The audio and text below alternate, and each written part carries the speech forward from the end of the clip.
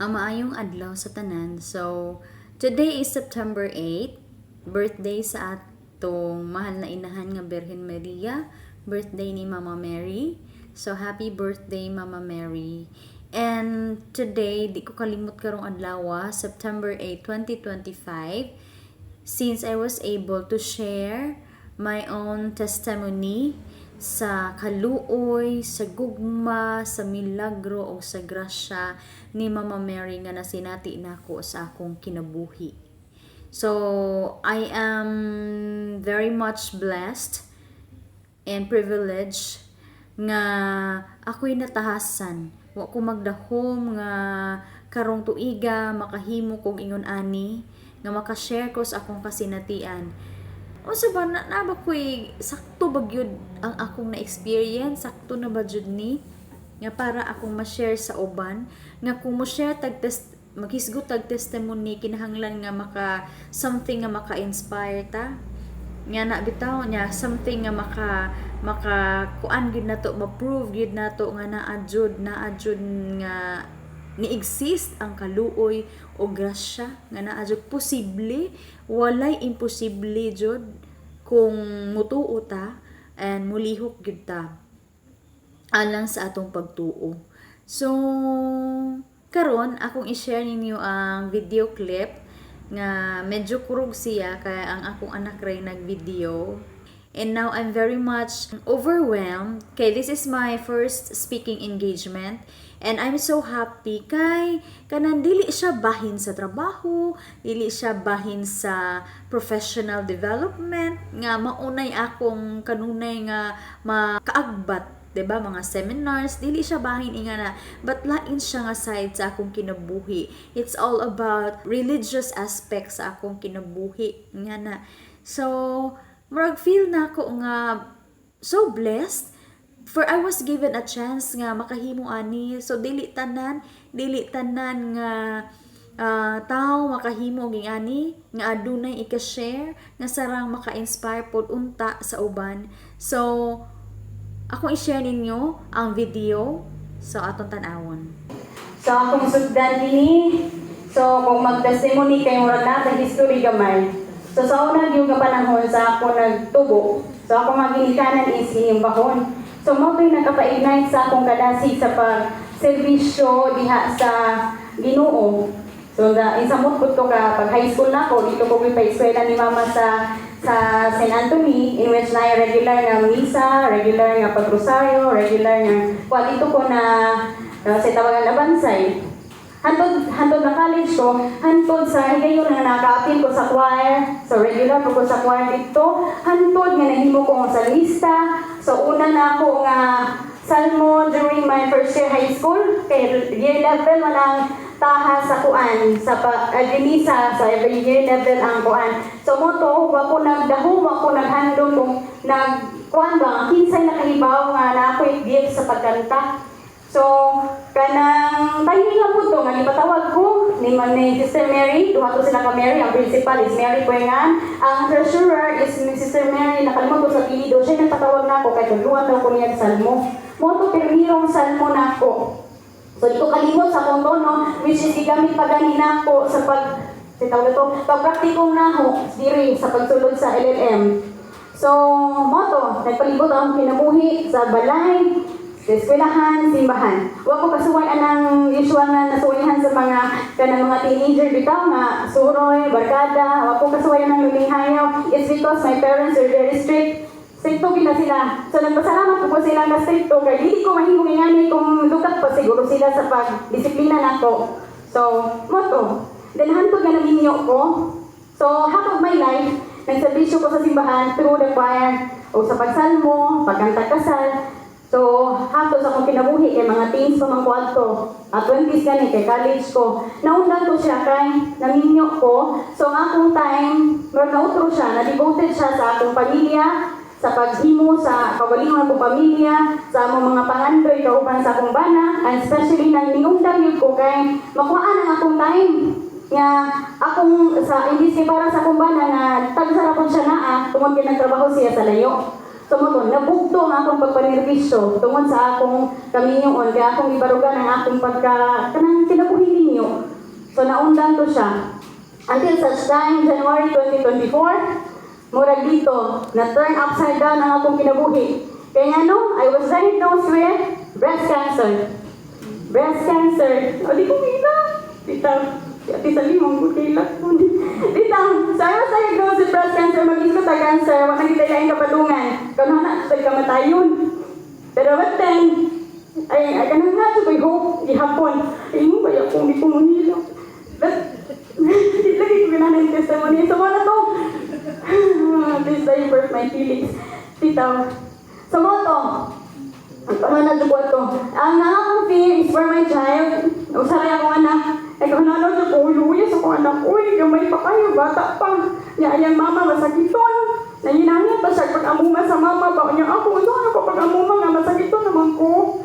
Tumoto akong fear. But then, nag-ampot ko ni Mama Mary, taga ikong siya, taga ikong busog, kaya so kanina ko, niya akong bana, bisa may yung partner, pagbalako sa akong anak, kinagulaw na sa kong wata, tiurok na ko ani, itiaw ba cancer, kinisakitan, ikaduhan akong fear, asa may kwarta, asa may bigasto, pinag-isilong maestra, di man sa iyo nakaminos, pero ikaw na dyan po dito ang pagkaon, ikaw ng konsumo, nga akong ba na is ka na niundan na sa pagpanagayan kaya tungkol sa pandemic, yung wala siyang balik kay nag-farm siya nga na. So, long story. Sumutay ako mga kahadlok.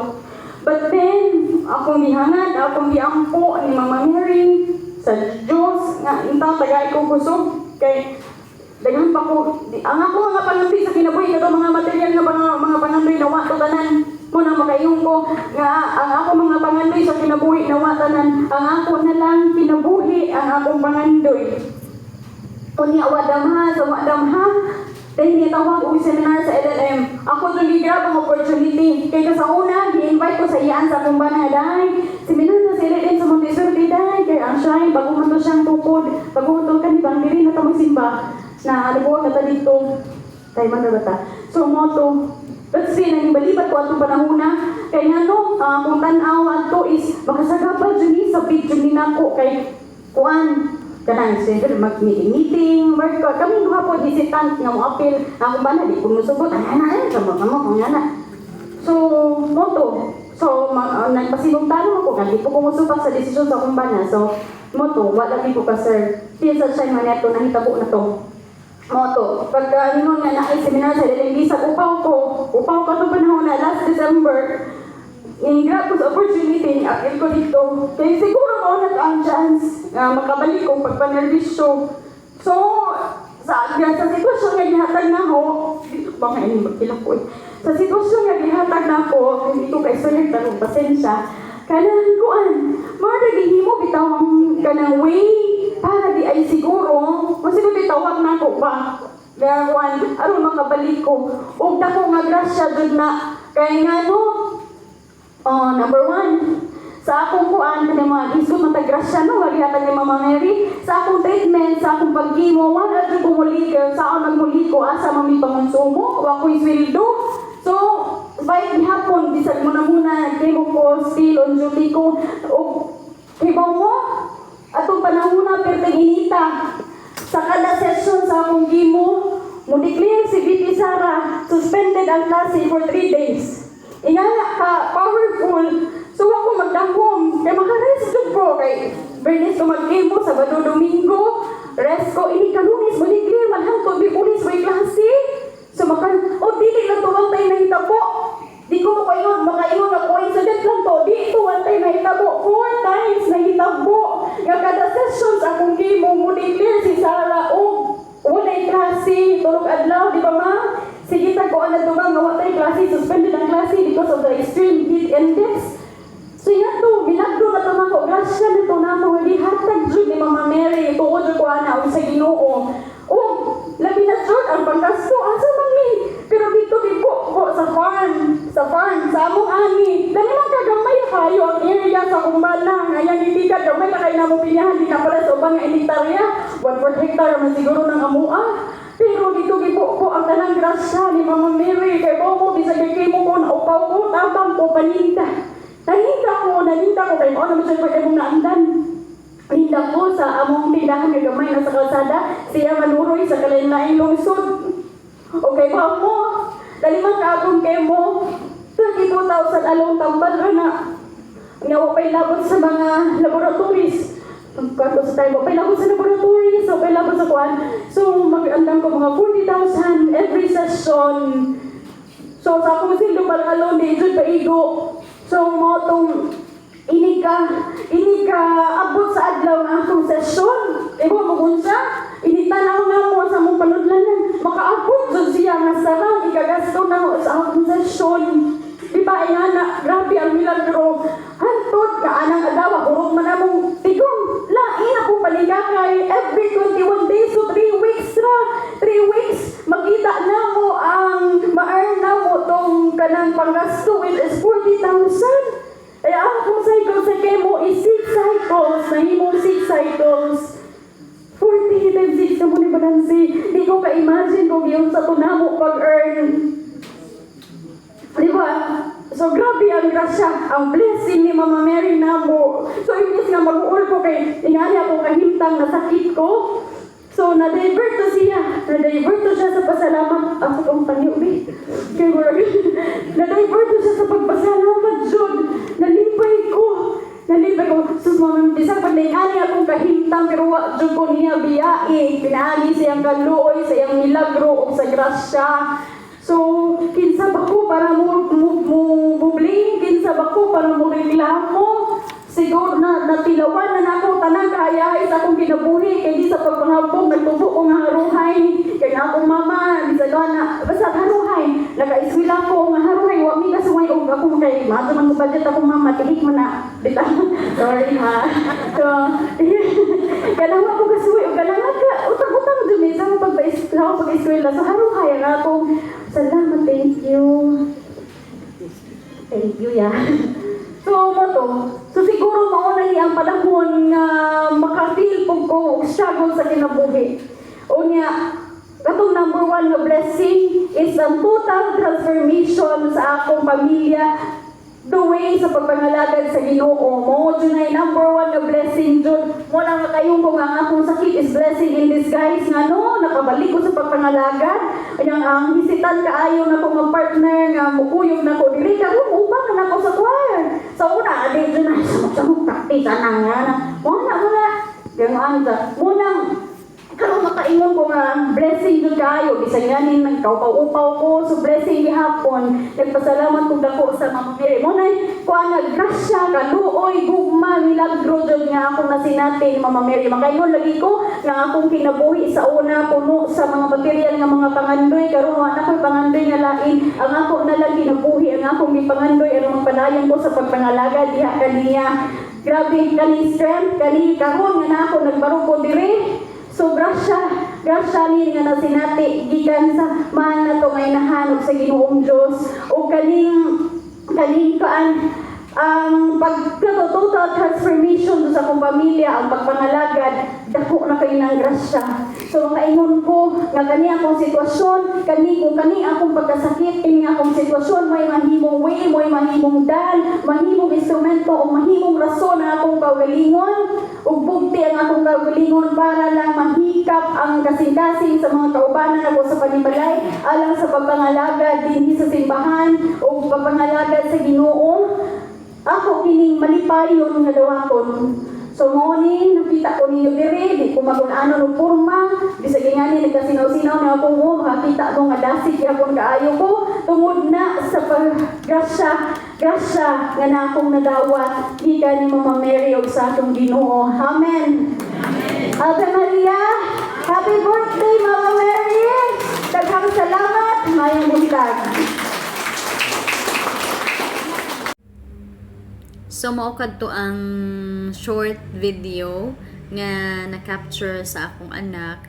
Ang nako'y nakalimtan ng adto since I'm time pressured ganihang buntag kay medyo nagdali jud istorya kay kanang naapay misa. So, nag-apas na pa presentation. So, kinahanglan nga dili ko magdugay kaayong istorya in which na ako'y uban nga part nga nakalimtan. So, maon lang ni akong i-add tong speech. Bisag nata sa kaguol, sa kapait, sa kinabuhi, di ta magpakawa sa paglaom. Ako, I don't know kung hantod kanos ako ing ani nga himsog tan-awon wa ko kahibaw ug hangtod kanus ang extension ug hangtod kanus ang ing ani nga maayo ang akong panglawas. So mao na to. But akong gisalig na ni Mama Mary, bisan pa man sa akong pagkamasalay po, di man ko perfect nga pagkatao, ang daghan ko lapses, so daghan pod ko og kanang siguro na ako mga napasakitan nga mga tao kay kining tao rata dili jud ta perfect. So akong gihangad, akong nangayo ko pasaylo, akong gihangad di Mama Mary o padayon ang pagpangaliw po nga hinaot po unta iya kong tabangan, di ko niya biyaan nga kay baw man jud ko nga wa jud ko niya biyai sukad.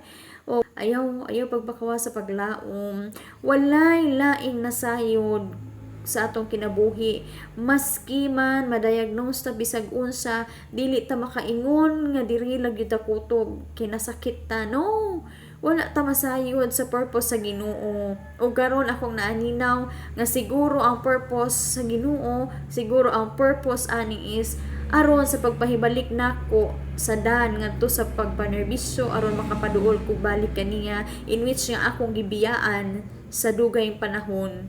Kay nalingaw ko sa mga kalibutan nga mga buhaton, nalingaw ko, na overwhelm ko sa akong very comfortable life. Munang murag ang akong pagsimba sa miaging mga katuigan sa maayo pa kong panglawas, it became optional, occasional, depende sa gana, in which mo to'y dako na kong sayop, kay gibobuan ko sa tanang grasya, sa tanang kaayo, tanan, halos tanang blessings. What could I ask for? Unta. So, dapat ako lang unta tong bugtian o pasalamat, pinagi sa pagsakripisyo unta, paghatag sa akong time dito sa pagpangalagad or pagsimba kaniya, but wala na ko na mabuhat. It's because bisan sa adlong Domingo ako pa nang kuhaon para lang sa malingaw ko nga na. So mo dako na kong sayop nga akong na-realize karon, ug hopefully ako nang mabawi karon, mabawi kay napa ko'y kusog, napa ko'y chance nga makabawi, napa ko'y chance nga makabalik. So ako paningkamutan karon, akong paningkamutan nga hinaot pa unta nga sa akong kaugalingon magbadasigon ko kanunay. So nagatuod jud ko nga gipahiluna ang tanan. Nagtuod jud ko nga ang tanan ipahiluna jud sa Ginoo. So mao nang karon makaingon ko nga wad-a ang tanang kaguol, wad-a ang tanang kabalaka, wad-a ang tanang mga unsa ba kahingawa. It's because bisag unsaon natong pahiluna sa tong kaugalingon, bisag unsaon natong paningkamot, kung wala jud tay panalangin sa Ginoo kay wa gid ta moduol kaniya, wa ta magpaduol. So wa gid tay mahimo. So pero sa kanunay magatawag ta sa atong mahal na Birhen Maria, magpatabang ta, iampo. So, wala gyud imposible, mahimo jud ang tanan. So makaingon ko, may sila apil-apil man ka nang LLM, apil-apil man ka nang LLM. Oy, ako ana di jud ko mo-apil kay sabid ka adyo na, bang busy ta ka adyo, no. Ipahiluna ang tanan sa Ginoo. Ipahiluna niya tanan. Uban sa pangaman ni Mama Mary, ipahiluna niya ang tanan. So mahimo nga smooth ang dagan. Mahimo nga walay kakulian nga mahitabo. Basta mo dyan ay akong proven and tested, walay kakulian nga mahitabo, basta ang atong time, ang atong isalig kaniya, atong i-offer kaniya, atong ihangad kaniya. So maura na akong masulti. So daghang salamat sa pagpaminaw.